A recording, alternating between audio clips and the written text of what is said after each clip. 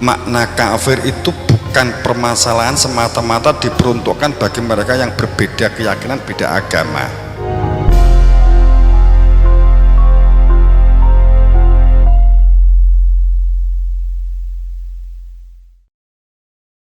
Jadi kalau kita ngomong kafir itu pemanik saudara kita Kristen, kok Kristen disebut saudara sih? Selama kehidupan ini bersifat ada fisik lahir, berarti kita ada saudara yang sifat duniawi. Kan gitu. Quran juga menyebut begitu di Al-Maidah 32, jadi kan bisa buka sendiri.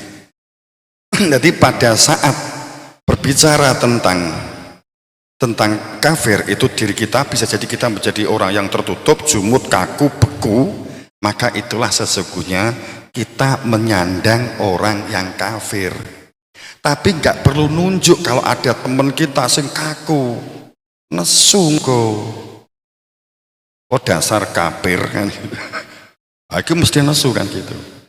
Diri kita yang menunjuk, karena kalimat ya itu adalah diri kita sendiri untuk mengantisipasi perilaku kafir ada di dalam diri kita, supaya kita menjadi hamba yang pandai bersyukur. Syukur ta'adzana rabbukum akan ditambah-tambah nikmatnya. Ta'adzana itu apa toh? Jadi wa idh ta'adzana rabbukum la in syakartum la azidannakum wa la in kafartum inna adzabi lasadid. Wong rumah tangga nek kafir gak gelem buka-bukaan gak bakal duwe anak. Kan ngaten toh? Jadi orang syukur itu azan. Azan itu apa azan itu?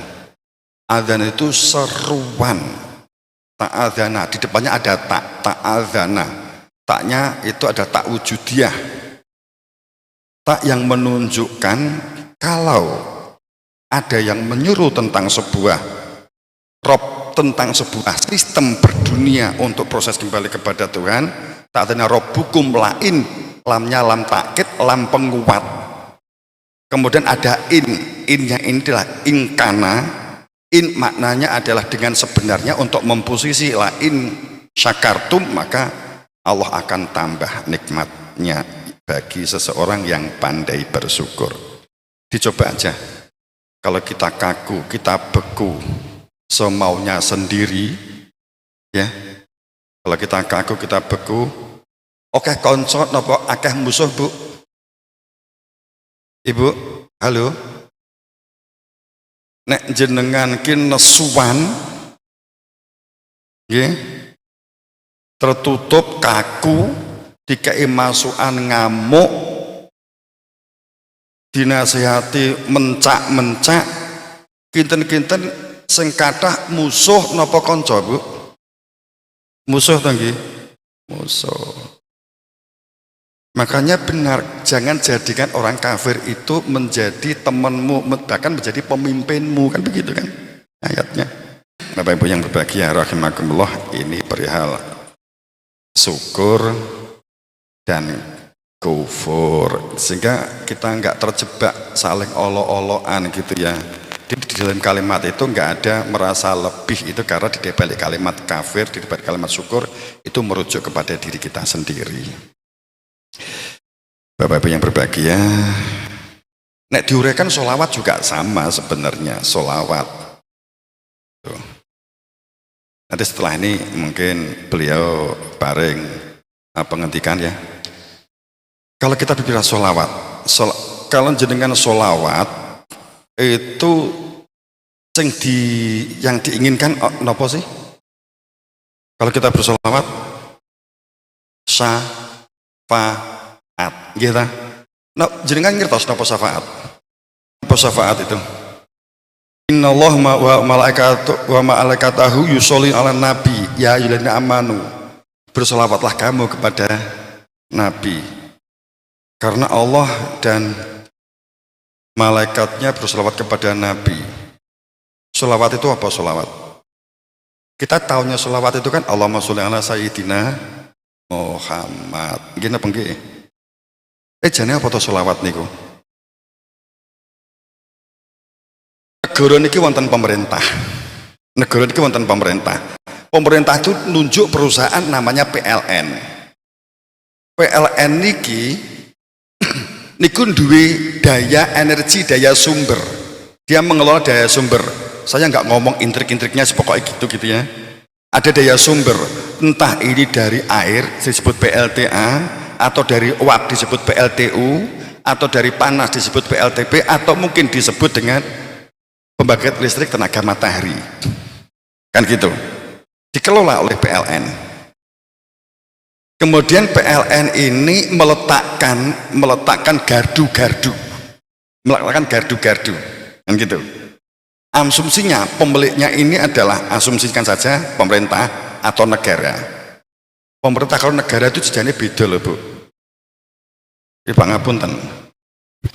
Mestinya di gedung kayak tulisannya gedung pemerintah, itu tepatnya gedung negara kan gitu. Seharusnya kan gitu gitu. Nah itu. Nek negara itu berarti itu adalah gedung itu ngadeg, mergo juga pajak rakyat ikut terlibat di dalamnya. Di dalam konstitusi negara itu jerone enek rakyat, enek pemerintah. Baik legislatif ataupun eksekutif. Kemudian kalau di pemerintah itu memang yang mengelola. Jadi kalau ada gedung yang benar gedung negara, bukan gedung pemerintah seharusnya. Itu kita nggak tahu di sini seperti apa. Saya sering guyon itu dengan Bupati Nganjuk, sering tak guyon itu buat diganti ya gitu. Nah kemudian pada saat kita berbicara kembali ngomong apa? Listrik ya. Jadi Allah dan malaikat itu berselawat kepada Nabi. Makna solu, kata selawat itu dari kata dasarnya sod, lam, wawu, alif, solu kan gitu. Itu atau sod, lam gitu ya. Itu adalah solu. Maknanya nyambung, menyatu, itu maknanya soli. Jadi pada saat Allah dan malaikat berselawat kepada Nabi, ini fungsinya al-wasilah. Babtahu ilahi al-wasilah. Enek gardu kan.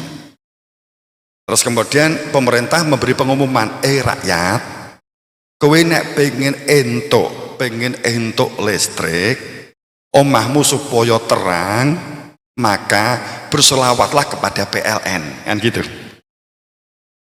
Berselawatlah ke gardu gitu loh ya.